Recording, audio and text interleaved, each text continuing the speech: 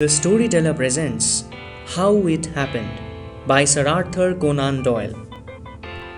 Sir Arthur Ignatius Conan Doyle, born 22nd May 1859 in Edinburgh. He was a British physician and writer, most noted for his stories about the detective Sherlock Holmes. He was a prolific writer whose other works include science fiction, stories, historical novels, plays and romances, poetry and non-fiction. He graduated in medicine in 1881 and then practiced as a doctor in Britain and abroad. In Greenland, Vella, a West African trader, a Boer War hospital, Conan Doyle died on 7th July 1930. How It Happened by Sir Arthur Conan Doyle. I can remember some things upon that evening most distinctly, and others are like some vague broken dreams. That is what makes it so difficult to tell a connected story. I have no idea now what it was that had taken me to London and brought me back so late. It just merges into all my other visits to London. But from the time that I got out at the little country station, everything is extraordinarily clear. I can live it again, every instant of it. I remember so well walking down the platform and looking at the illuminated clock at the end, which told me that it was 11:30. I remember also my wondering whether I could get home before midnight. Then I remembered the big motor with its glaring headlights and glitter of polished brass waiting for me outside. It was my new 30 horsepower robber, which had only been delivered that day. I remember also asking Perkins, my chauffeur, how she had gone, and he saying that he thought she was excellent. I will try her myself, said I, and climbed into the driver's seat. The gears are not the same, said he. Perhaps, sir, I had better drive. No, I should like to try her, said I. And so we started on the 5-mile drive for home. My old car had the gears as they used always to be in notches on a bar. In this car, you pass the gear lever through a gate to get on the higher ones. It was not difficult to master, and soon I thought that I understood. It was foolish, no doubt, to begin to learn a new system in the dark. But one often does foolish things, and one has not always to pay the full price for them. I got along very well until I came to the Claystall Hill. It is one of the worst hills in England, 1.5 miles long and 1 in 6 in places, with 3 fairly sharp curves.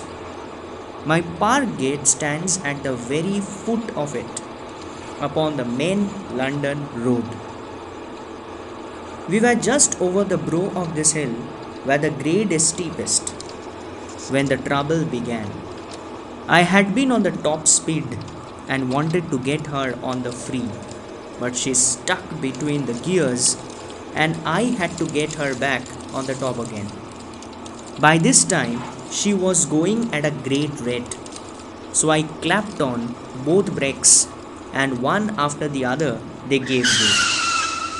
I didn't mind so much when I felt my foot brake snap, but when I put all my weight on my side brake and the lever clanged to its full limit without a catch, it brought a cold sweat out of me.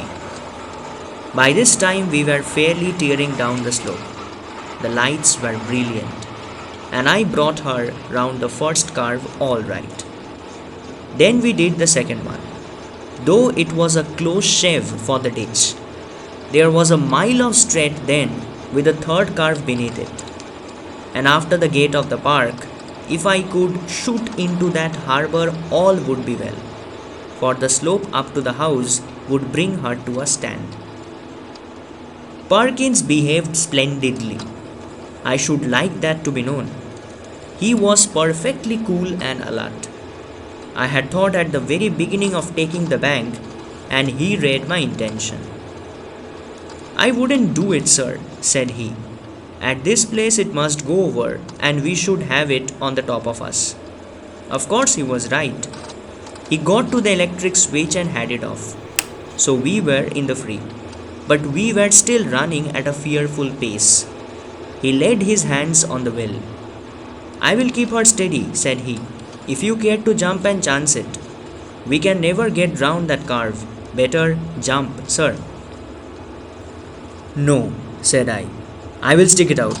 You can jump if you like. I will stick it with you, sir, said he. If it had been the old car, I should have jammed the gear lever into the reverse and seen what would happen. I expect she would have stripped her gears or smashed up somehow, but it would have been a chance. As it was, I was helpless. Perkins tried to climb across, but you couldn't do it, going at that pace. The wheels were whirring like a high wind, and the big body creaking and groaning with the strain. But the lights were brilliant, and one could steer to an inch. I remember thinking what an awful and yet majestic sight we should appear to anyone who met us. It was a narrow road, and we were just a great roaring golden death to anyone who came in our path. We got round the corner with one wheel 3 feet high upon the bank. I thought we were surely over, but after staggering for a moment, she righted and darted onwards. That was the third corner and the last one. There was only the park gate now. It was facing us, but as luck would have it, not facing us directly. It was about 20 yards to the left up the main road into which we ran. Perhaps I could have done it, but I expect that the steering gear had been jarred when we ran on the bank. The wheel did not turn easily. We shot out of the lane. I saw the open gate on the left. I wheeled round my wheel with all the strength of my wrists. Perkins and I threw our bodies across, and then the next instant, going at 50 miles an hour, my right wheel struck full on the right-hand pillar of my own gate. I heard the crash. I was unconscious of flying through the air, and then.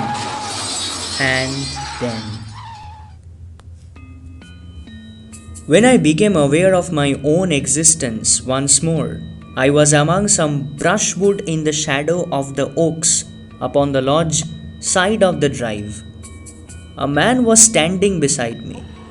I imagined at first that it was Perkins, but when I looked again, I saw that it was Stanley, a man whom I had known at college some years before, and for whom I had really genuine affection.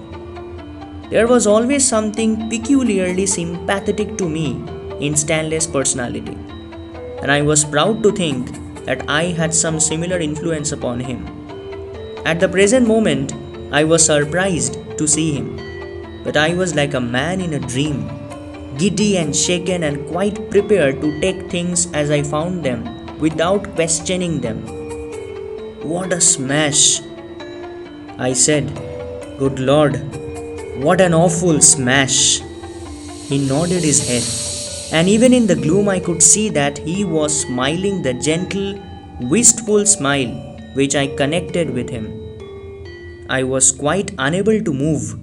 Indeed, I had not any desire to try to move, but my senses were exceedingly alert. I saw the wreck of the motor lit up by the moving lanterns. I saw the little group of people and heard the hushed voices. There were the lodgekeeper and his wife and one or two more. They were taking no notice of me, but were very busy round the car. Then suddenly I heard a cry of pain. "The weight is on him, lift it easy," cried a voice. It's only my leg," said another one, which I recognized as Perkins. Where, uh, where's the master? He cried. Here I am, I answered, but they did not seem to hear me. They were all bending over something which lay in front of the car. Stanley laid his hand upon my shoulder, and his touch was inexpressibly soothing. I felt light and happy in spite of all. No pain, of course, said he. None, said I. There never is, said he. And then suddenly a wave of amazement passed over me. Stanley! Stanley! Why, Stanley had surely died of enteric at Bloemfontein in the Boer War. Stanley? I cried, and the words seemed to choke my throat.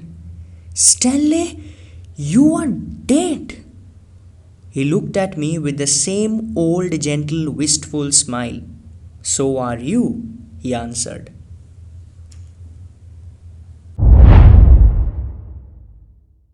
If you like the audio presentation, press the like button, share the video, and do not forget to subscribe the channel.